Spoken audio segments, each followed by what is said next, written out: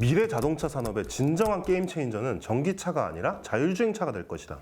폭스바겐 CEO인 헤르베르트 디스의 이야기입니다. 보통 우리가 미래 자동차를 세 가지만 꼽아봐라 라고 말하면 대부분 전기차, 수소차, 자율주행차 이렇게 꼽을 것 같아요. 근데 전기차랑 수소차는 사실 어떻게 보면 이미 현재 자동차죠. 미래 자동차가 아니라.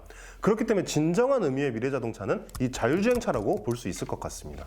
물론 그렇다고 해서 그렇게 먼 미래도 아닙니다. 이미 글로벌 완성차 업체들이 4단계 자율주행을 이미 시험하고 있고, 일본의 혼다 같은 데는 3단계 자율주행이 가능한 자동차를 이미 상용화했죠. 우리나라도 2027년까지 레벨 4 자율주행차를 상용화하는 것을 목표로 잡고 있습니다. 그렇다면 현대차의 자율주행차 시장에서 위치는 어느 정도일까요? 현대차는 과연 이 게임 체인저라는 자율주행차 시장에서 앞으로 치고 나갈 수 있을까요? 결론부터 말하면 현대차가 글로벌 리더라고까지 보기는 어렵지만 세계 자율주행차 시장에서 어느 정도의 위치는 차지하고 있다, 이렇게 얘기할 수 있을 것 같습니다. 가이드하우스라는 데서 매년 발표하는 자율주행차 리서치인 내비건트 리서치라는 게 있어요. 내비건트 리서치는 이 자율주행차 기업들을 크게 리더, 경쟁자, 도전자, 추격자 이렇게 4개로 나누거든요. 근데 현대차는 여기서 리더 그룹에는 속하지 못했지만 경쟁자 그룹에서는 거의 최상위권을 달리고 있습니다. 근데 사실 자율주행차 시장에서 테슬라가 대부분의 사람들이 세계 1위라고 생각한단 말이에요. 그렇기 때문에 테슬라는 이 리서치 자체가 기준이 굉장히 잘못됐다, 뭐 이런 식으로 주장하고 있기도 하죠. 하지만 테슬라를 제외하면 이 내비건트 리서치에서 상위권을 달리고 있는 회사들은 구글의 웨이모, 포드, 바이두 이런 데처럼 실제로 자율주행차 시장에서 굉장히 잘 나가고 있는 기업들입니다. 그렇기 때문에 이 리서치의 신뢰도가 조금 떨어질 수는 있을지언정 현대차가 세계 자율주행차 시장에서 어느 정도 위치에 올라와 있다, 이렇게 말하기에는 무리가 없을 것 같습니다. 실제로 현대차는 성과도 내고 있어요.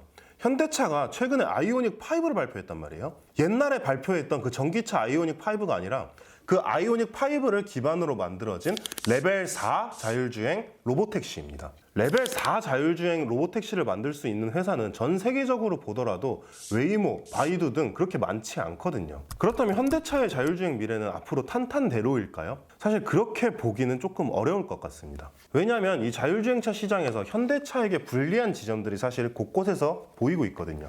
자율주행 기술에는 인공지능이 굉장히 중요하죠. 인공지능은 어떻게 발전하나요? 바로 빅데이터를 인공지능이 계속해서 학습하면서 자가 발전한단 말이에요.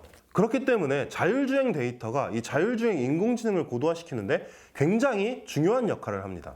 하지만 현대차는 이 자율주행 데이터 측면에서 아직 그렇게 눈에 띄는 모습을 보여주지는 못하고 있어요. 이 자율주행 데이터 측면에서 가장 앞서 나가고 있는 기업은 단연 테슬라입니다. 그럴 수밖에 없는 게 이 테슬라는 전 세계에 깔려있는 테슬라 전기차들이 그냥 바로바로 이 자율주행 데이터를 쏴주거든요. 다른 회사들이 이 실험을 통해서 열심히 자율주행 데이터를 수집을 할 때 테슬라는 앉아서 데이터를 받아먹고 있는 셈이죠. 한국자동차연구원은 테슬라 자율주행은 무엇이 다른가? 라는 제목의 보고서에서 테슬라 자율주행의 첫 번째 특징으로 바로 이 데이터를 꼽았습니다. 한국자동차연구원은 이 보고서에서 자율주행 실현을 위해 방대한 훈련 데이터가 요구가 되는 가운데 테슬라는 고객의 주행 패턴과 돌발 상황 데이터 수집을 통해 경쟁사 대비 압도적인 속도로 주행 데이터를 축적하고 있다, 이렇게 설명했어요. 테슬라의 누적 주행 데이터는 무려 5억 마일이 넘는 것으로 알려졌습니다. 테슬라를 제외하면 아직 1억 킬로미터는커녕 5천만 킬로미터 데이터를 쌓은 곳이 없다는 것만 봐도 정말 어마어마한 데이터 양이라고 볼 수 있겠죠.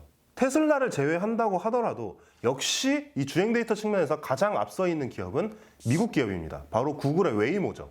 구글의 모회사 알파벳의 자율주행 플랫폼인 웨이모는 이 누적 자율주행 거리가 약 3천만 마일에 이른다고 알려져 있습니다. 그럼 현대차의 주행 데이터는 어느 정도일까요?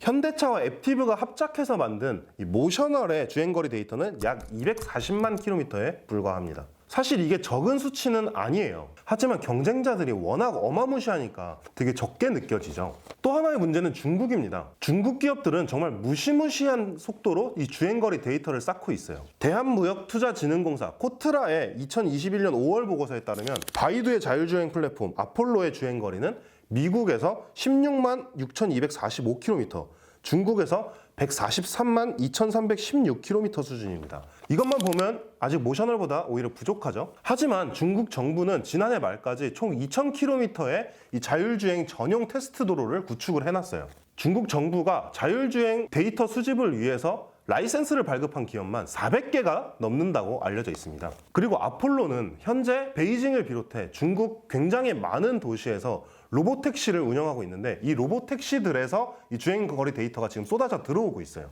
아폴로 로보택시의 실험 운행이 올해 5월 기준으로 딱 1년 정도가 됐거든요. 그 1년 동안 이 로보택시를 통해 쌓은 주행 데이터가 누적 50만 킬로미터에 이른다고 합니다. 이제 말 그대로 주행 데이터가 쏟아질 일만 남아 있는 거죠. 고태봉 하이투자증권 리서치 본부장은 최근 열린 제18회 자동차 산업 발전 포럼에서 우리나라의 자율주행 관련 경쟁력이 미국과 중국에 비해 매우 뒤처져 있다. 현대차는 자율주행 관련 기술력이 부족해 앱티브와 협력해 외부로부터 기술력을 확보하는 상황. 이렇게 우려하기도 했어요. 더 큰 문제는 우리나라에서 자율주행 관련해서 규제 이슈가 아직 해결되지 않은 게 많다는 거예요. 아마 많이들 보셨을 텐데 테슬라의 스마트 서먼 기능 있잖아요.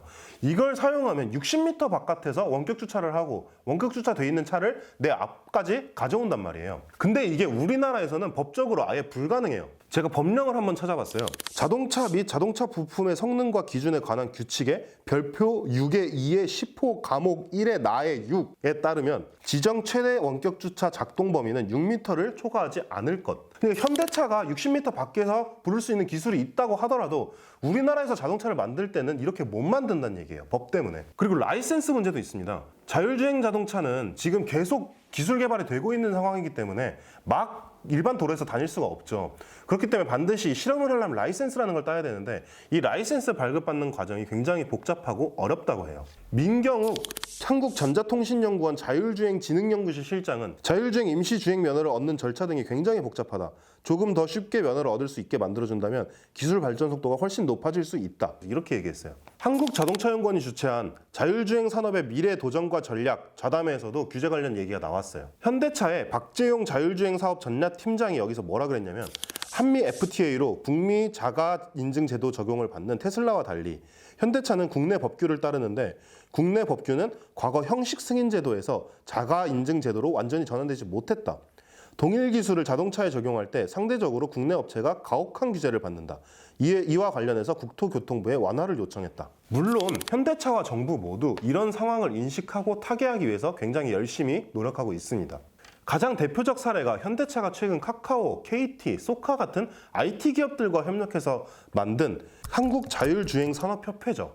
여기서 주목해야 할 지점은 현대차가 IT 기업들과 협력한다는 겁니다. IT 기업들과 협력하는 이유는 간단해요. 데이터 때문이라는 겁니다. 카카오티가 모빌리티 사업으로 택시들에서 엄청나게 많은 데이터를 축적하고 있죠.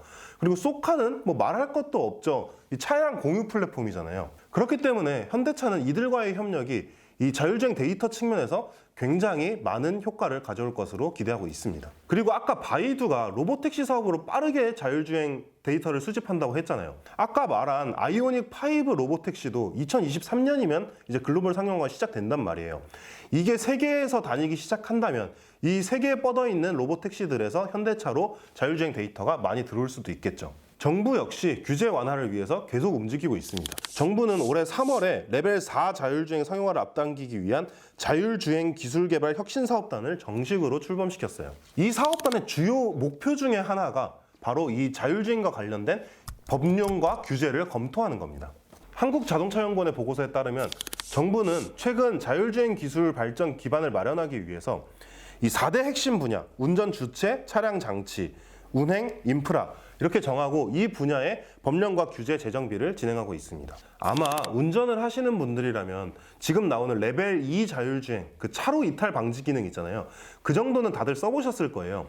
그걸 쓰면 정말 신기하게 고속도로 같이 이렇게 커브가 급하지 않은 데서는 정말 거의 핸들을 놓고 운전하면 물론 안 되지만 그래도 될 정도로 차가 알아서 잘 간단 말이에요. 그리고 레벨 3의 이 자율주행차를 출시한 혼다 자동차는 타면 정말로 핸들을 놓고 운전해도 사실 아무런 문제가 없을 정도라고 해요. 이제 우리가 서울에서 부산까지 가면서 운전석에 앉아서 넷플릭스를 보면서 가는 일이 그렇게 멀지 않았다는 얘기죠. 현대차는 과연 앞에서 말했던 폴크스바겐 CEO의 말처럼 이 진정한 게임 체인저인 자율주행차 시장에서 글로벌 경쟁력을 확보할 수 있을까요? 오늘의 꽃구경은 여기까지입니다. 저는 다시 돌아옵니다.